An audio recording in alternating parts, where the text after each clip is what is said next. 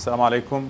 Bismillahirrahmanirrahim. Again, today we continue doing our English poetry course at the Islamic University of Gaza. Last time we had a discussion on the nature of poetry and what to do with poetry in order to understand and approach poetry. I spoke about my major objectives in this course. We also spoke about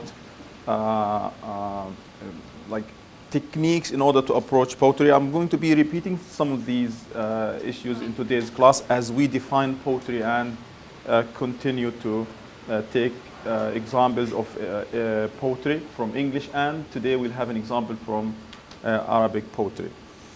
If you remember, last time we concluded with one significant fact, which is if there's something in a text, in a literary text, especially in a poem, it's almost always there for a reason. There's a purpose behind it. Poets select carefully their words, their images, their metaphors, their sounds, even their rhymes, what to say and what not to say. This is a quote that I like very much about poetry. It says, in poetry, every word and every sound and everything counts. It has a purpose, it impacts the way, the direction of the poem, and it impacts the reception of the poem by the reader. Everything has its function and makes a difference. And we should always ask why certain words or sounds or phrases or images or metaphors are used instead of another. I claim sometimes that creative writing, poetry, fiction writing is a process of making choices, what to write and what not to write. This applies actually to writing, to speaking, but because we speak involuntarily, when we write with academically or any kind of writing, especially creative writing, we try to carefully choose what to say and what not to say. And then last time, I kind of drew the iceberg. This is an iceberg.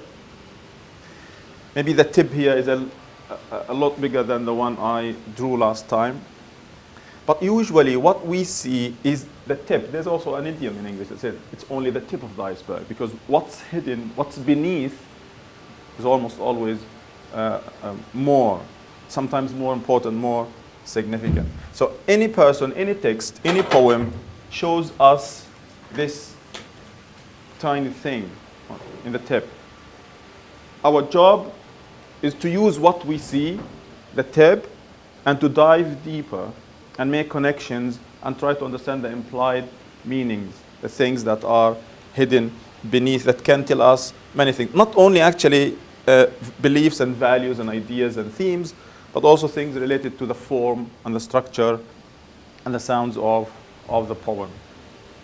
So, before I ask you to give me your own definition of poetry, I want to repeat something I also said last time. A poem shouldn't mean but be. Last time I said, don't let a poem be engaged. This could be contradictory. Like, leave the poem as it is. And I don't want you to misunderstand me here. It means that no explanation, no summary, no interpretation of a poem can do any poem justice. Because if you want to explain a poem, you need to rewrite it, to say it in other words. And saying a poem, a text in other words, usually takes away the beauty of the text. And this happens to us all the time. Like, you read a poem or you memorize a line or two lines of verse, and you go to someone and say, hey, today I read these beautiful lines. Beautiful. What are they about? Like, he's saying, if because you're courageous, you beat everybody, even the heroes. Like, okay, this idea, I get this idea all the time. People say it all the time. No. But in the poetry, in the lines, it's really fascinating. The imagery, the sounds, the choice of words. So many people, I'm one of those people. I'm against summarizing poetry. If you want to say to talk about poetry to people, show them the poem. But because this is a poetry class, we need to try to understand and analyze and interpret poetry. What should we do? We need to follow particular techniques. I'm not going to say scientific techniques of understanding poetry, but some techniques, some methods and strategies in order to appreciate poetry even more. Okay? And here, this is a significant point also. The only meaning of poetry that really matters is its effect on you as you read it or hear it, the impact of the poem on you as a reader. And again, don't let the poem be engaged. So there are two things here. We need to engage, we need to make the influence on, like, to feel the influence of the poem, the impact of the poem, but at the same time, we don't want to look at poetry as just a story that I can rephrase and paraphrase. Because I have just said that every word, every image, every sound, every phrase, every metaphor is carefully and meticulously selected by the poet. Now, remember last time we came up with this list when we spoke about poetry? Rhyme, rhythm, sounds, lines, ellipsis, repetition. Sometimes poetry doesn't follow the rules of grammar. Now I want you to look again here, please, at this with the imagery and literary devices and everything. Look at the list. I'm sure you still remember most of them. And I'll give you 2 minutes to try to come up with your own definition of poetry in the light of these words, or if you don't want to use them, it's up to you. But when we said spoke of the nature of poetry last time, we said when we talk about poetry, we talk about these things, more or less. So, what is poetry?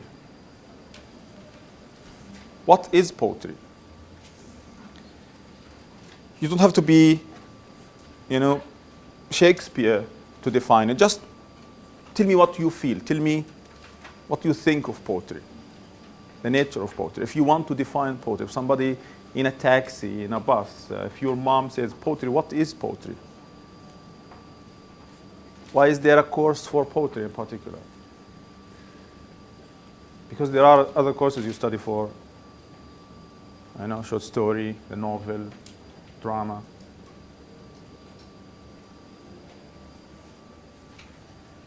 Mm-hmm.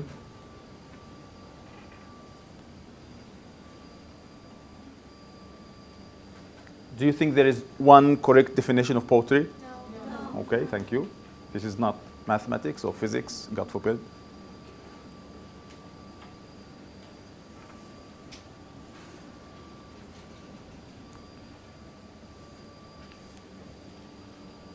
So poetry is... Now, I want to give you 1 more minute to share your definition with your classmate. Show her your definition and see her definition of poetry. And try to see where you meet and where you differ.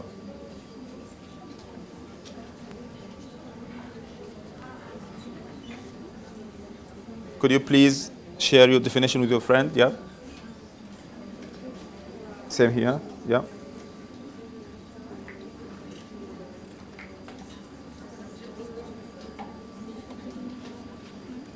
I'll ask you 2 questions in a minute. How you define poetry, and then whether you agree or disagree with your classmate. Did you focus on the same thing?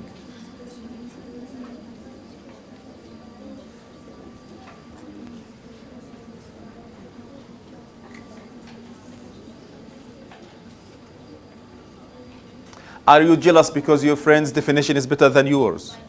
Are you proud because yours is better than hers? You proud? Oh, excellent. This is the spirit. This is the spirit I want. They're kind of like okay. You're proud of each other because you both did well. Yes. Good. That's the spirit. Okay. Somebody please share your definition. Words, images, actions, and feelings that are randomly arranged to make a huge influence on the reader's feelings or to stand out for a huge controversial issue. Ooh, that's a big definition. It's also beautiful. Can you say it again? Group of words, images, actions. So there are words, definitely. There are words. And in words, we can find images. Actions and feelings. Actions. Okay. And feelings. That are randomly arranged Wow, is the rhythmly even a word? Thank you for coining this. If it's not a word already, rhythmly arranged. To make a huge influence on the reader's feelings. Okay, so there is a purpose here. You want to influence, to impact the readers. That's a definition. I think that send it to me. I'll add it to the book. It's beautiful. Please, over there. Poetry is a group of words that are designed on the basis of technological rules in order to reach into others and to express our feelings. Okay, so poetry, say again. Is a group of words Group of words. designed on the basis of Designed. Okay, I like also the word design because it shows intention. To? in order to reach into others In order to reach others. and to express our feelings. So to reach out, express feelings and emotion. Fantastic. Please. Poetry is our deep thoughts shaped or formed in So deep thoughts necessarily. Okay. shaped or formed in metaphorical words and musical text. Shared using metaphors and Musical text. music. Different types of music. So thoughts that are deep necessarily. Shared in a particular way. More. This way. Please. It's an art of the language that expresses the feelings and the ideas in an organized way and rhythm. In an organized way using rhythm. Okay, very good also. There, Haneen. Could you speak up? Organized in a musical way, following particular forms. Can somebody tell me something about your friend's definition of poetry? What did you like about your friend's definition of poetry? Did you find something that you didn't mention?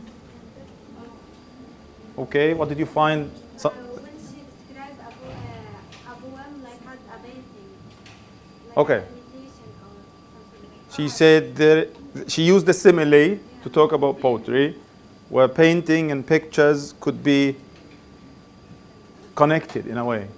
How? How can you connect pictures and how can you bring pictures and poetry together? Because pictures, colors, but pictures use colors, paints, a canvas, and poetry. Most of you just said this. Poetry uses words, like Hamlet says, words, words, words. Please. Good poetry would make people imagine the picture, so it would be drawn in our minds. Oh, that's an excellent connection. The imagination, the visualization, poetry brings things to life. Okay? We always say show don't tell, so this is probably one of the most important reasons why when we read poetry, we imagine everything as like a picture, a movie happening in front of us. Do you have to feel this all the time? No. Because there are some poems that are very abstract, intentionally done so. Well, there has to be a purpose for doing it, so abstract. Okay? Thank you very much. I think it's much deeper than saying that colors are used for paintings and words for poetry. They are all forms of saying a story in a different way.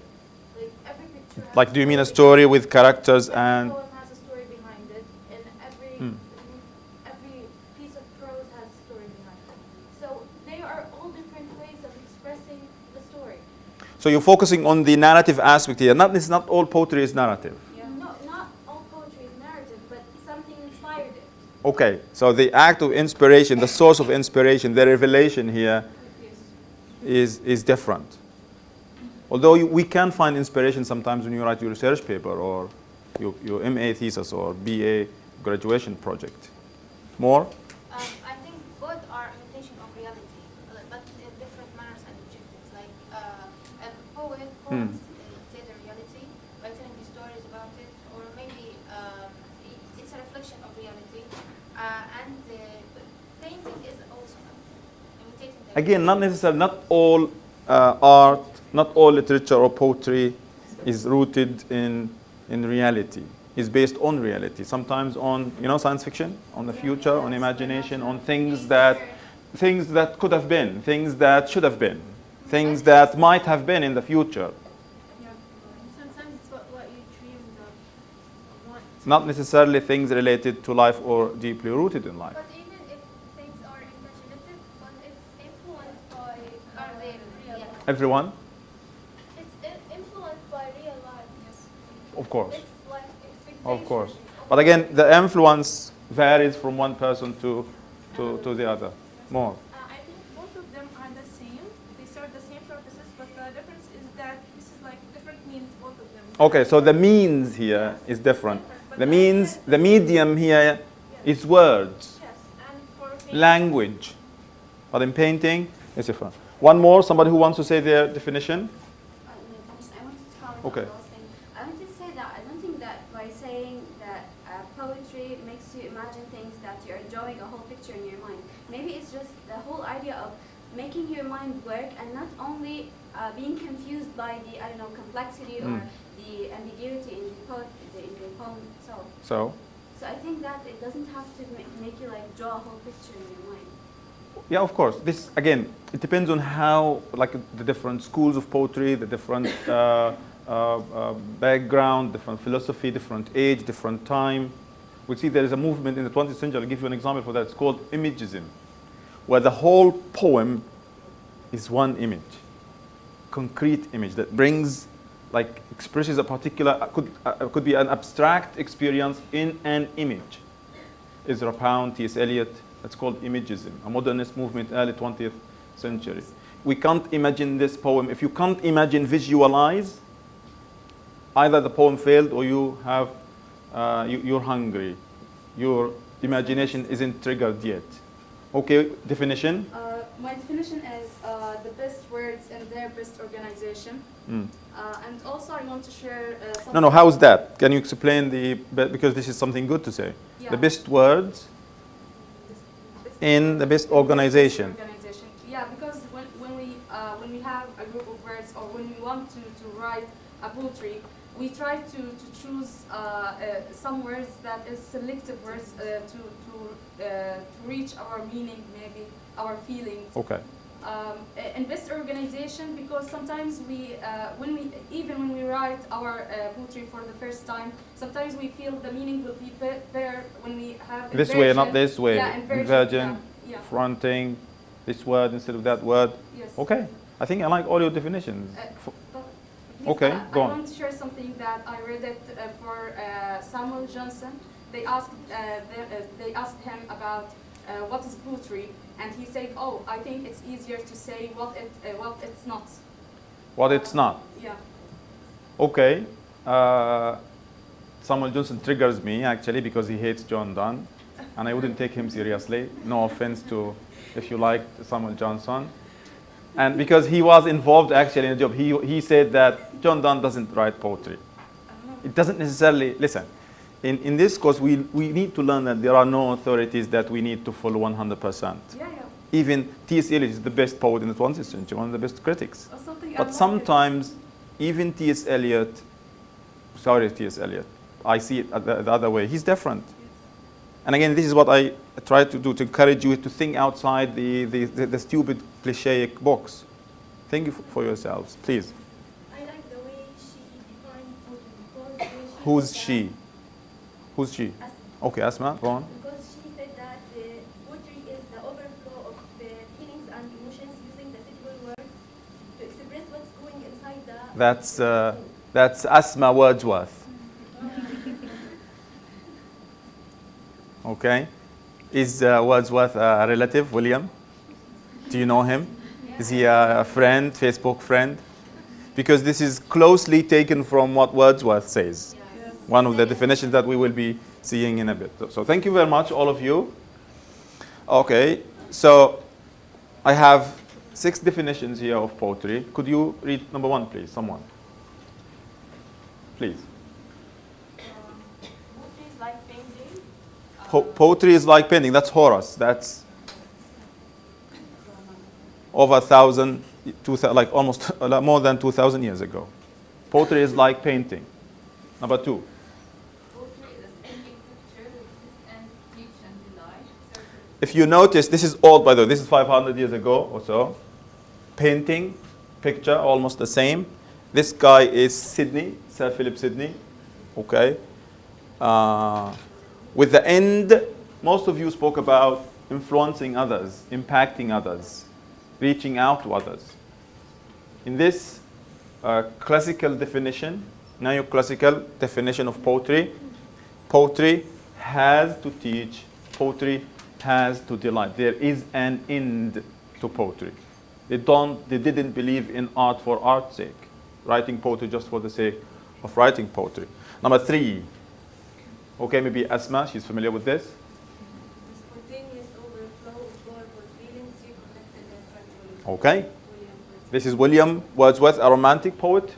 Now look at this. Many people would just stop here at feelings. This is 50% of the definition. The spontaneous overflow, so it's feelings that are powerful with an overflow, and at the same time spontaneous. It's not intentional. You don't say, okay, now I want to write a poem. I want to make a poem. You're just inspired by a natural scene, a scenery. The second part, we'll see how significant the second part is, recollected in tranquility.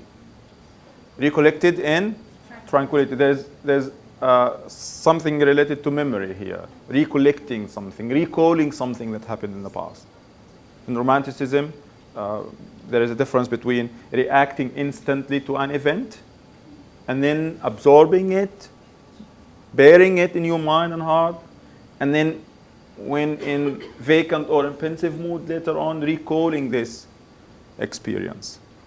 So feelings, we move from painting, from picture, to teaching and delighting, to feelings, internal, self-expression that is recollected in tranquility.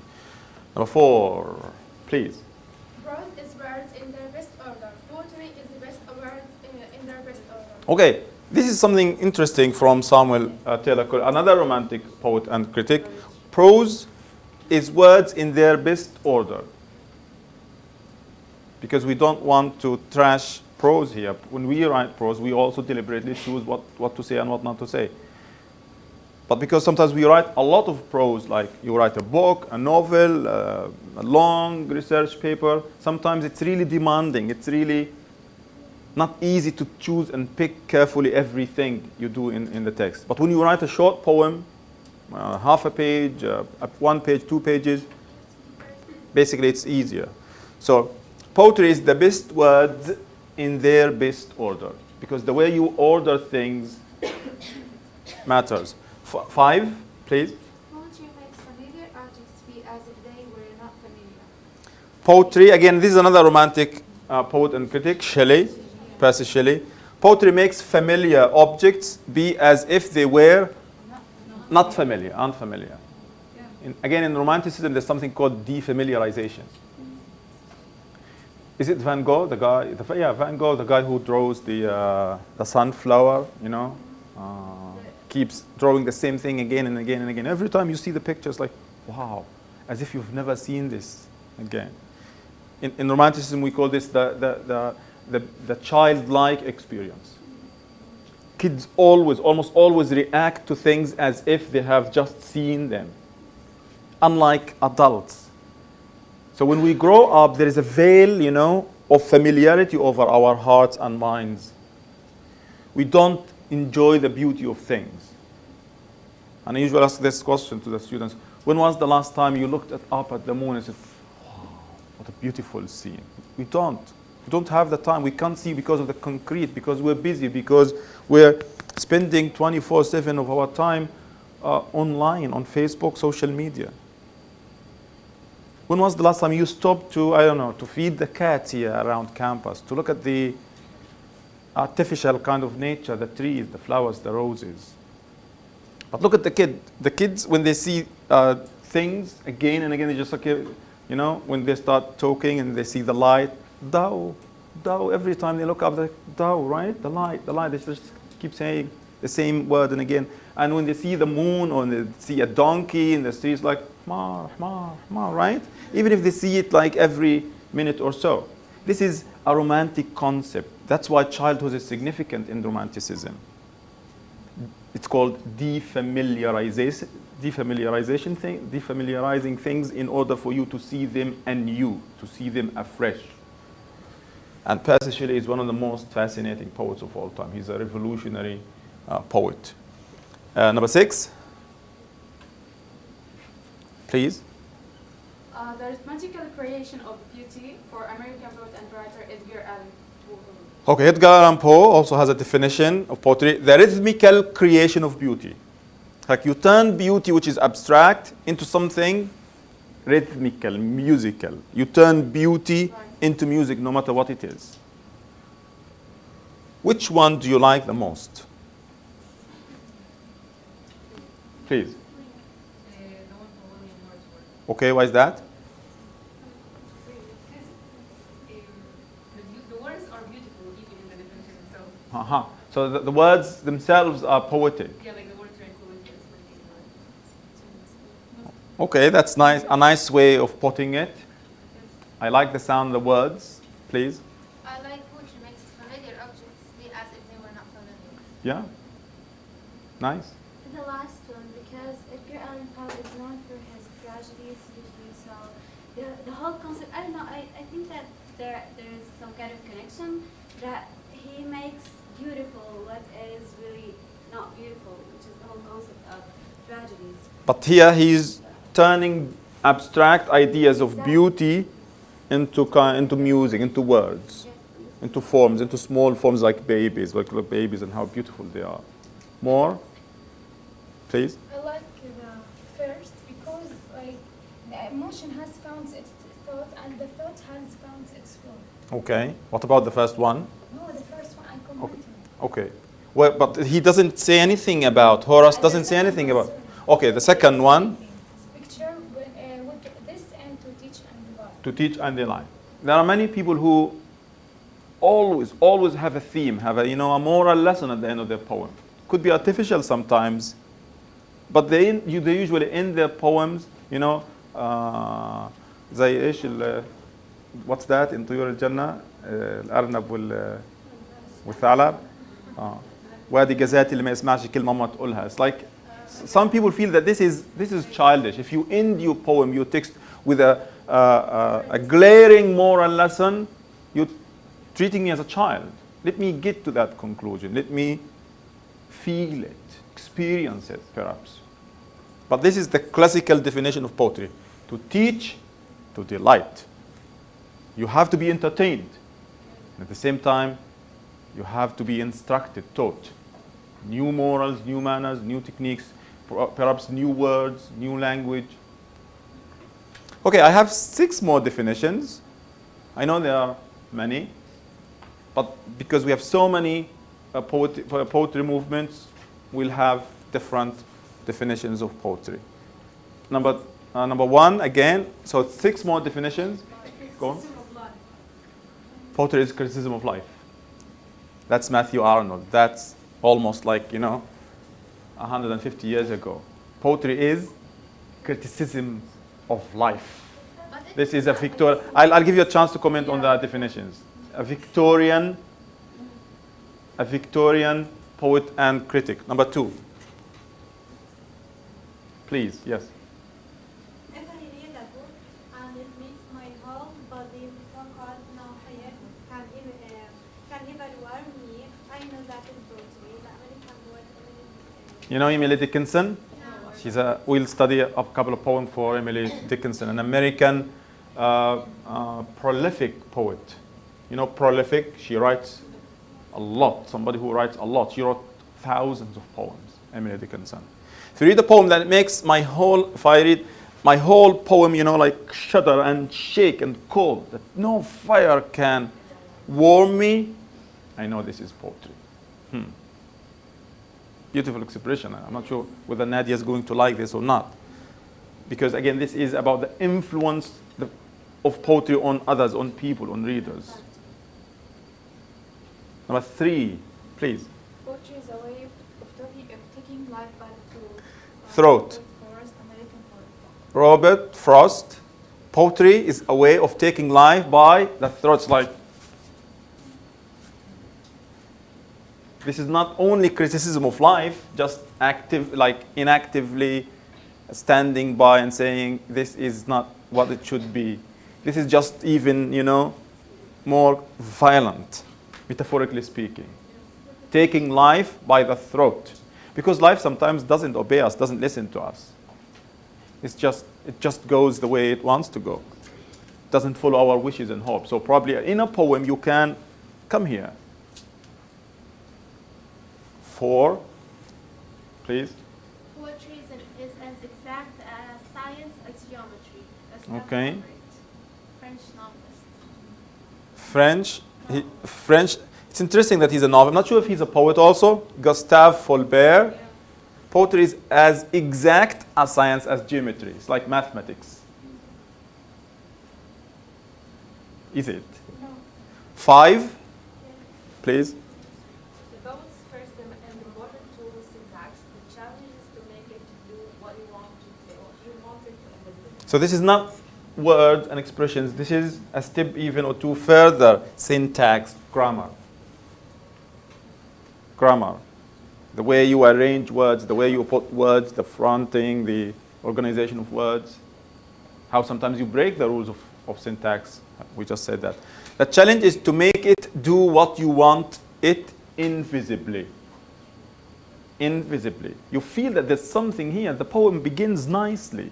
It's so smooth at the beginning. But I don't know how and why. This class is about trying to understand these, you know, invisible impacts. النبي صلى الله عليه وسلم بيقول إن من البيان لسحر. Sometimes people they bewitch us, kind of literally sometimes, with their rhetoric, with their words, with their poetry, with their writing, with what they say and how they say, and like we stand amazed, sometimes even stunned. And usually we don't know why. We know this is because of the beautiful poetry or stuff they're reading. So let's try to dig deeper here and try to make connections in order to understand this invisible act of dazzling us. Finally, please. Rhythm is the Unconscious. unconscious engine of poetry. So there's rhythm, the beats, the up and down, you know, the stress, the music, the internal music. Rhythm is the unconscious engine of poetry. This is a contemporary poet. I checked, she's still alive. Anne Stevenson. I don't know her. And also Susan Wicks is also alive. So which one of these definitions do you like the most? Or dislike the most? Which one? Please. The second one, because it's full of emotion that poetry can reach to us. So the emphasis here on how poetry reaches us, gets to us, is something you like. Please. I feel like the third one because I always thought that poetry is like a releasing. Whether you're writing or reading the poetry, you should feel released, not like taking life by the But isn't sometimes releasing anger or emotions, isn't it sometimes violence? Isn't it violent? I want you to imagine different situations. Like, okay, when you're expressing your actions and feelings and experiences to your family members, teachers, or friends, probably you're peaceful, you're calm, you're non-violent. But remember we said poetry is a means of resistance. We said this. Look at Mahmoud Darwish saying, فإذا ما جعت آكل لحم مغتصبي. This is violent. And yes, this is some kind of incitement. Because incitement is sometimes good. This is not an invitation for violence, but sometimes you need to react to violence by violence. The poetry teaches us to do both. Number one here, taking life by the throat. I don't mean here, I'm not sure what exactly he means, to be honest, but poetry helps us make sense out of the nonsense around us. We suffocate, we die. we suffer. We are humiliated sometimes. And when you write a poem, you're just attacking back. You're like holding life, controlling life, and saying, hey, what the hell? Why is this happening to me? Why always me? Or why always us? So you try to make sense out of this thing, because life is uncontrollable.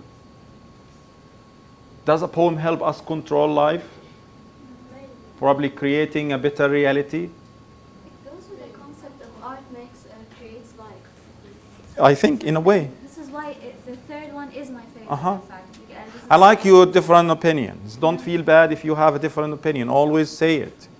So. I wanted to say that it is like my favorite part, because it is my favorite definition, because it's like you're saying that I'm choking life and I want it to give me what I want. So I want to create my own life. I am in charge. I'm the boss. Exactly, yes. Yeah? So this goes with the concept of art makes life. Thank you. I also love the third. I love the second and the third.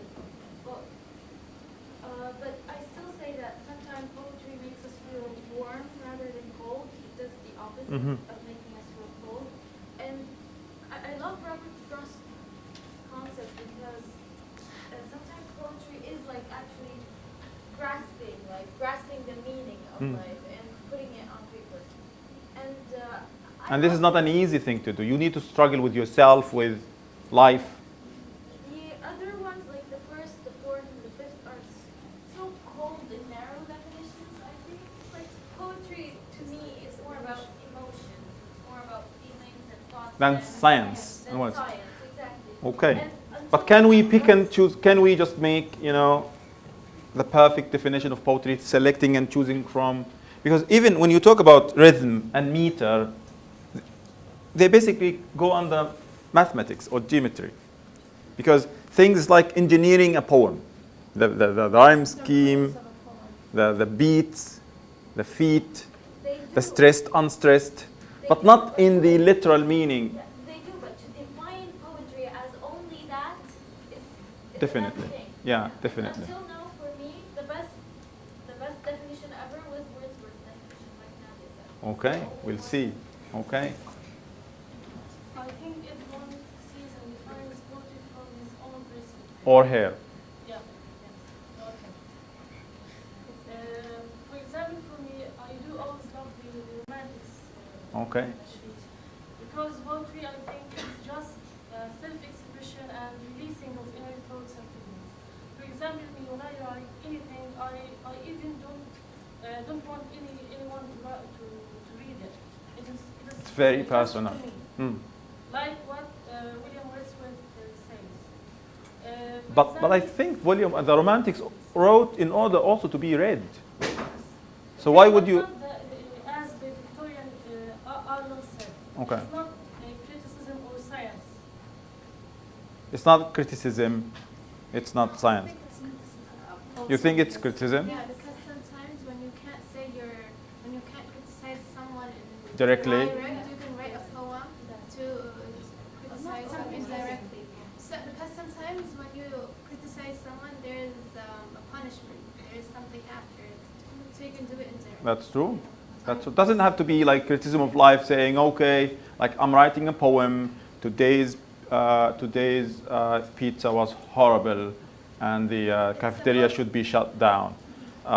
Today's something. It doesn't have to be literally this way. And sometimes we read the stupidest poems about the stupidest things, but the most beautiful things. We'll see some of these poems that could sound stupid and nonsensical, but they're deep because they're true. They reach us to us somewhere deeper. Please. Criticism and situation, I think it means releasing your feelings. Like it's the same. Yeah. So somebody here is finding connection between Three other ways of criticizing life and releasing your thoughts. I want to comment on the fourth definition. I actually agree with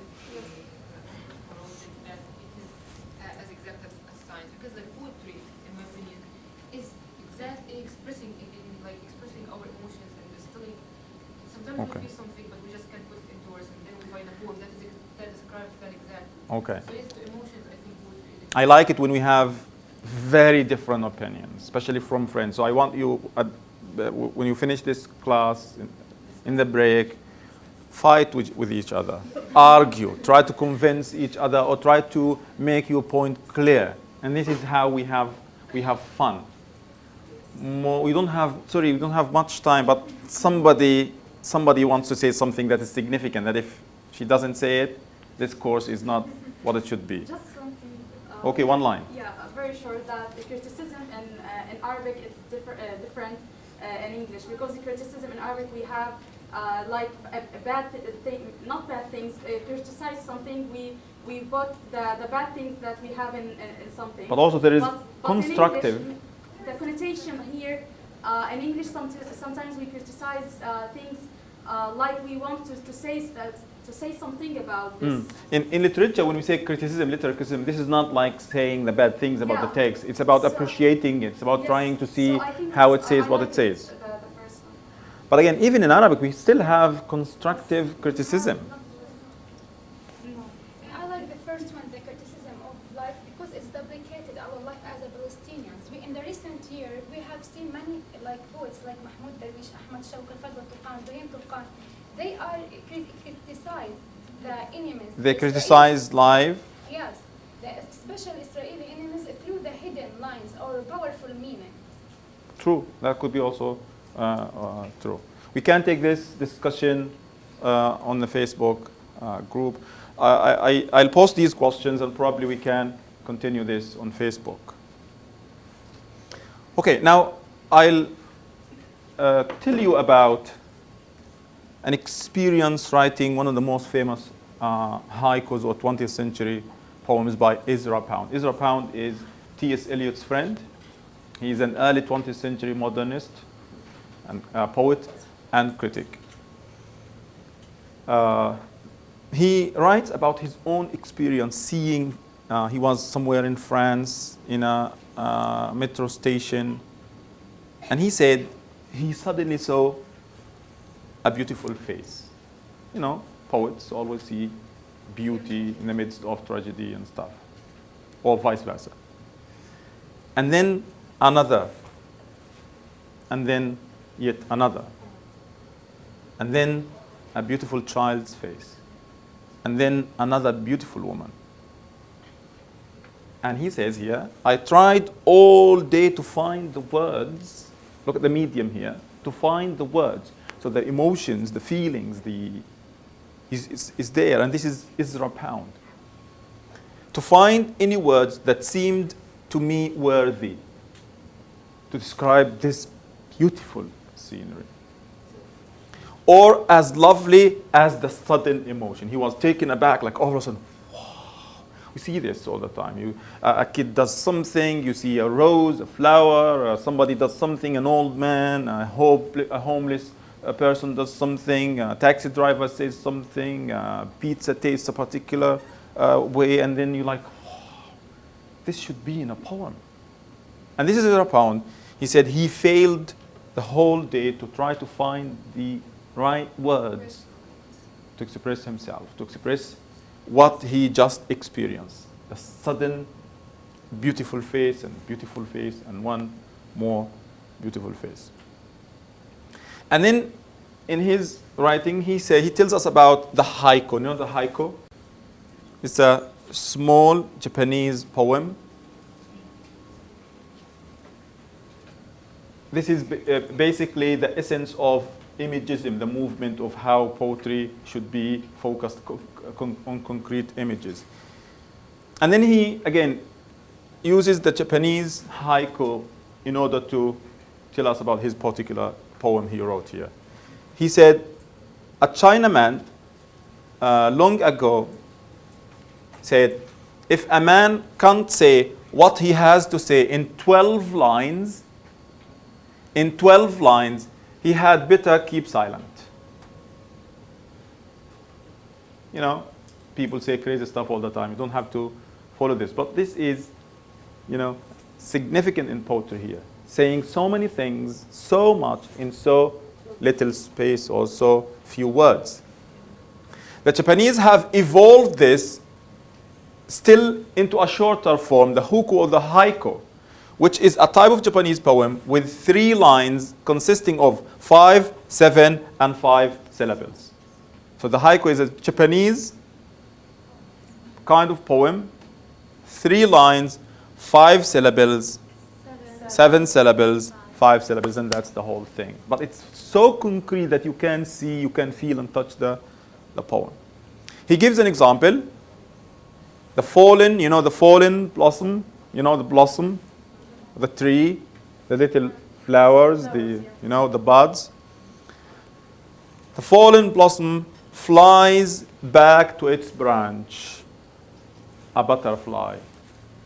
Of course, this is an adaptation of the haiku because the haiku is basically 3 lines, 5, 7, 5, 7. Now, those who like the painting picture definition can easily, if you have the skills, you can easily draw this. So trees in fall, when the leaves, the branches, the buds fall down.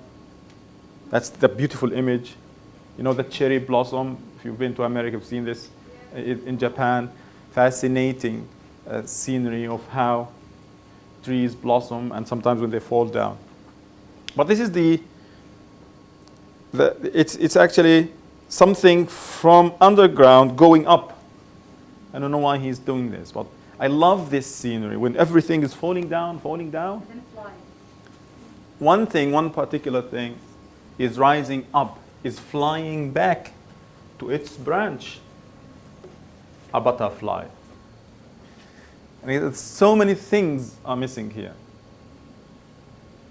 That you keep, and I love this. I love the haikus. I usually go online to Twitter and just keep looking up haikus because they make me. Wordsworth says in one of his poems, "The music in my heart I bore," and this is beautiful because you don't bear music. Music is abstract. So you bear something. Sometimes you feel there is, a burden on your shoulders and head and heart because you read something, because somebody said something to you. So here, usually haikus haunt me for a lot of time. So he says, okay, there is this haiku thing that he knows. And he gives another example that, again, I love very much. He talks about a guy, I don't know this guy, Victor Plar, tells me that once when he was walking over snow with a Japanese naval officer, they came across a place where a cat, imagine the scene, it's snowy, it's white all over the place. They came to this place where a cat had crossed the path. So this is the snow, and then there is this cat. If you have a cat, probably you'll feel this more than anyone else. That's it. If you look at it from afar, from a distance, it's beautiful. Especially with, the tiny paws, because it's going to sound something like this, probably, I don't know. And then the Japanese man, and this is what I like about this story, he said, "Stop. I am making a poem." It's like, stop, I am being inspired, because people who, you mentioned Ahmad Shawqi, the Egyptian poet, not the Palestinian poet. Ahmad Shawqi had his beautiful way of writing poetry. He just gets the inspiration and he stops talking to people and he keeps walking to and fro around the place, and he holds a pen and he writes wherever on his hand, on the pack of cigarette, he writes the poem, the inspiration. If he doesn't write it back, probably it's going he's going to forget it. Yes. But this guy says, "Stop. I am making a poem." And the act of, because poetry in its root, originally, poetry means to make something. To make something, to create something, to build up something, to construct something. So he says, "Stop. I am making a poem." We usually make up a story, we make cake or pizza, okay? So, and the poem goes roughly like this. Look at this, how easy but difficult at the same time. "The footsteps of the cat upon the snow." It's usually the second part that surprises us, catches us by surprise. Usually these poems don't have the linking verb, so it adds more to the poeticality of the poem. "Plum blossoms." The plum, the blossoms, these trees, they have the beautiful flowers when they blossom. So the footsteps of the cat upon the snow are like plum blossoms. So our friend Ezra Pound said he was inspired by these things. Again, he failed. He was inspired by them. But look at how Ezra Pound, as a Western European guy, how he's appropriating Eastern Japanese things. Because if the haiku is originally 3 lines, 5 syllables, 7 syllables, and then 5 syllables, look at how he's distorting this and appropriating it, changing it. As if saying that, okay, it's nice, but there's always but. And that's why they would be appropriating this. So finally, he wrote the famous poem. But he says, I wrote, like months later, 2 months later, I wrote a 30-line poem about that particular experience. And destroyed it because it was what we call our second intensity. It's artificial, in a sense. It's not what he wanted. It's not what he felt. It wasn't genuine. 6 months later, I made a poem half that length. Still destroyed it. Still second intensity. A year later, I made the following haiku. One of the most famous poems. This is a poem. The apparition, you know apparition? It's like the ghost. Apparition. Ghost. The apparition of these faces in the crowd. Look at a year later, the beauty of the faces at that particular time and place turned into an apparition, probably something spooky, bleak. Petals on a wet black bough. You know the petals? You know, this is, yeah. In Arabic, they say al-batalat. So this is a petal, this is a petal, this is a petal, this is a petal. But look at the choice of words. Like, if this is, if every petal is a human being, it's going to be like petals on a wet. Not just wet, also blank. It's beautiful, but it's also haunting. It's not haunting. It's like it was raining, and I had an image. Okay. Like it was raining, so the branches wet, and petals fell from some blossom or some kind of rose or something, and they stuck to the bough. It's like they okay. are a significant thing. Don't you think the word apparition is key here? Yeah. Apparition. What doesn't he say? The faces, the anything, the pictures of these faces in the crowd. He says apparition. Maybe it's his way of saying that I don't exactly remember how they looked. It's just blurry image. Yes, yes, they were beautiful. Not clear. But look at this experience, like so many things. Imagine writing 30 lines and then 50 lines and then a year later, okay, I want to appropriate Japan and then say what I want to say and look cool. I love this poem. Can I say something? Can I say first that I don't like the haiku at all? It's Because okay. me as a reader, I can't live reading such poems. I can't live reading that the poet tried so hard to recollect his thoughts and Not necessarily. Sometimes when you are a poet, Yeah. you are a poet. You just keep writing. It depends. Yes, but it says that you have to limit all your feelings, all the experiences, in just very limited number of words. So I can't You're right. You're definitely right. But what is challenging about this is the fact that the unsaid is a lot more than what he says.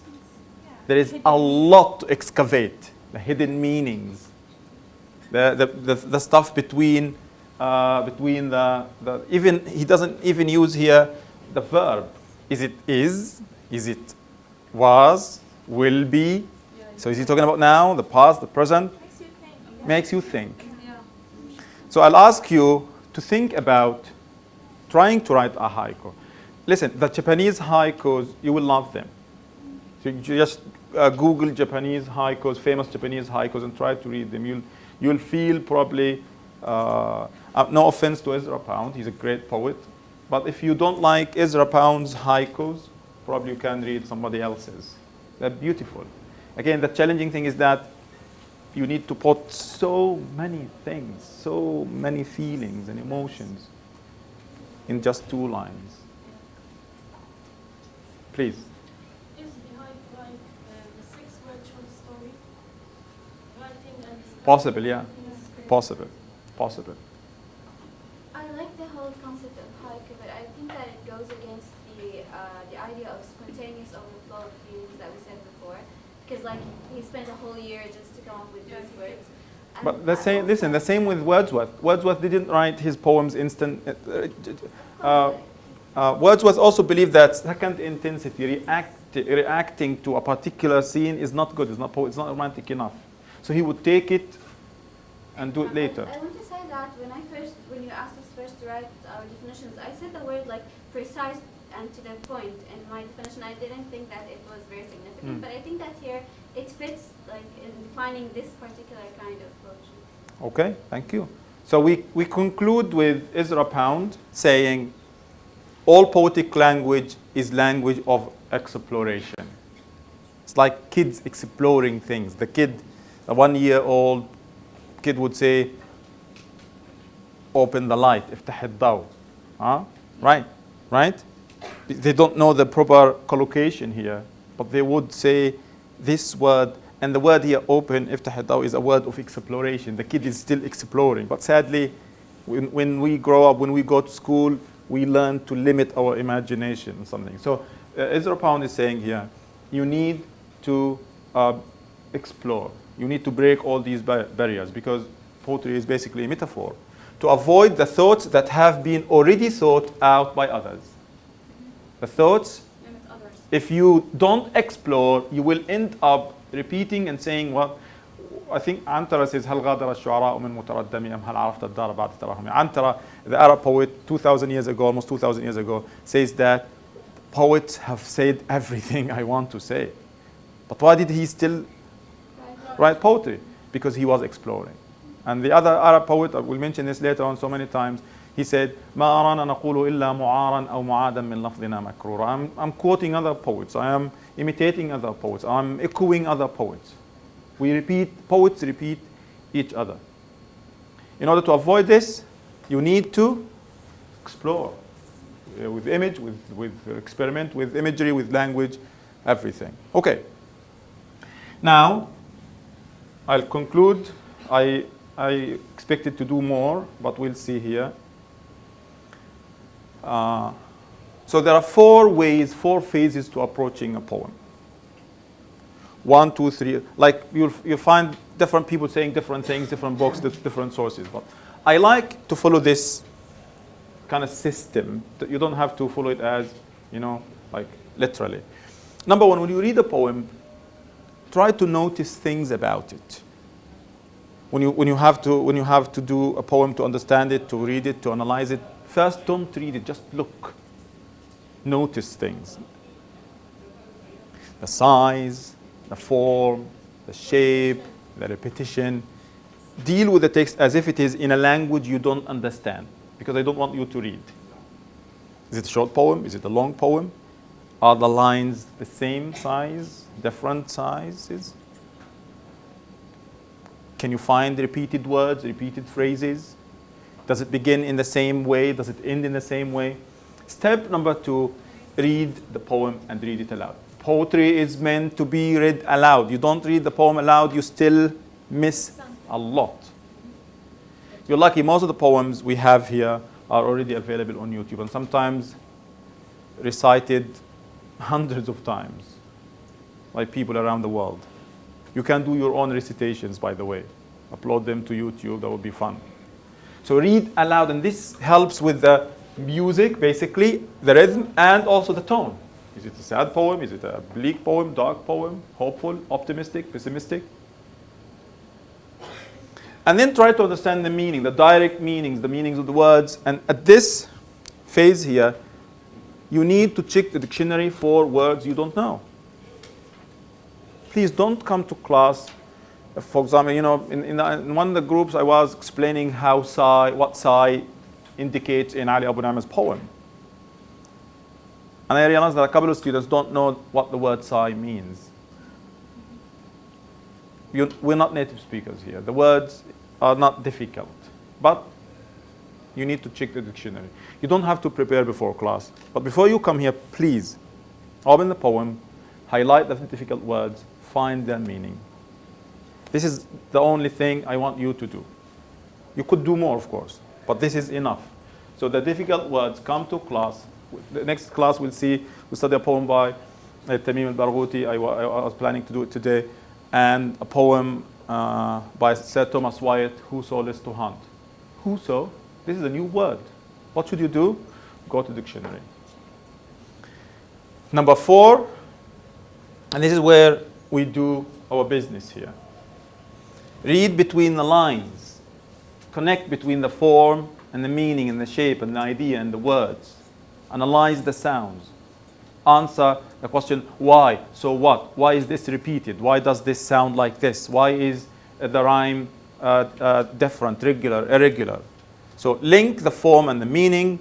Aim for the implied, for the things between the lines. This is close reading we mentioned before. And again, the metaphors, the literary devices, and the imagery. What I usually do, remember Ali Abu Nama's poem? We noticed things and then we try to read it aloud and then to see what new words probably, sometimes, number 3, by the way, sometimes you will not be able to understand what the poet means because poets say stuff. Even poets themselves sometimes don't know what it means. إيش يعني I never clothed the newborn desert. I don't know. But this is the beauty of, it doesn't mean, I don't know means I'm not 100% sure, but I can still guess. I can give an idea. We'll see how things go. When we comment on a poem, finally, on a text, whatever you do, base your opinions and thoughts on the text, on ideas, on evidence. I could claim here that there could be 2 types of evidence. Number 1, textual evidence. The poet repeats the word nor, 3 times. The poet ends with the same rhyme scheme, I sound.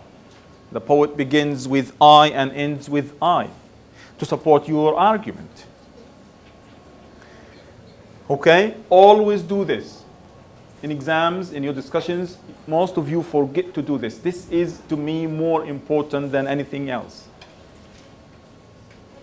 Get used to saying, the poet is doing this, the poem is saying this, because in the text, for example, in the text, it goes like this. Number 2, evidence based on thoughts. Again, going back to Ali Abu Nama's poem, we said, the question, replying to the question whether the poet, the speaker, will change or not. Some of you said, I think he is going to change because the very act of writing the poem is an act of change. This is evidence still. Not based on something in the text, based on logic, on my understanding of life, thoughts, connecting things, connecting the dots. Could it be historical Not necessarily. Not necessarily. I usually don't like to go to the background or something. So I don't want to go and call Ali, what did you do when you write this poem? What did you change in your life? I don't care about this.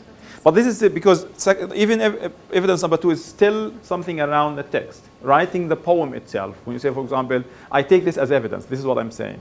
So if I ask you a question in your exam, is Ali Abu Nama going to change? Give evidence from the text. You could say, I think he's going to change because the very act of writing the poem is evidence of change. Writing, speaking, releasing the thoughts. Someone else might say, yes, because in the text, he uses the word regrets, and regrets is plural. So he's not regretting one thing, he's regretting many things.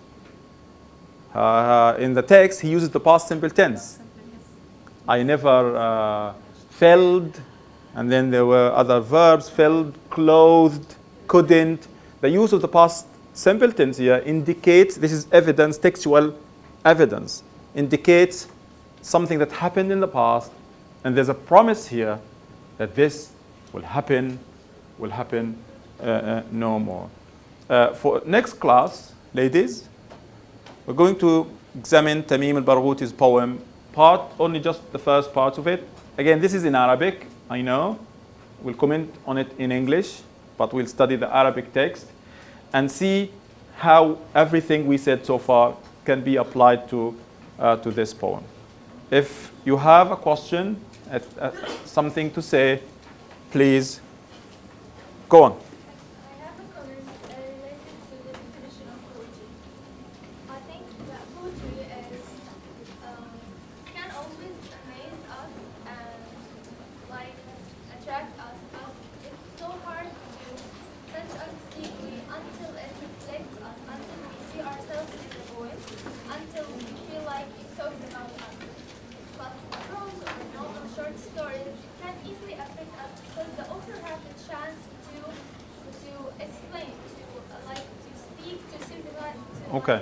make us. So you're saying in poetry you have to have this moment of identifying with the text, which is a challenge. But in prose, in novels, we find this all the time, Yeah, basically. like for me, I'm Possibly. never affected by poetry until I feel like it's. This is for you and about you.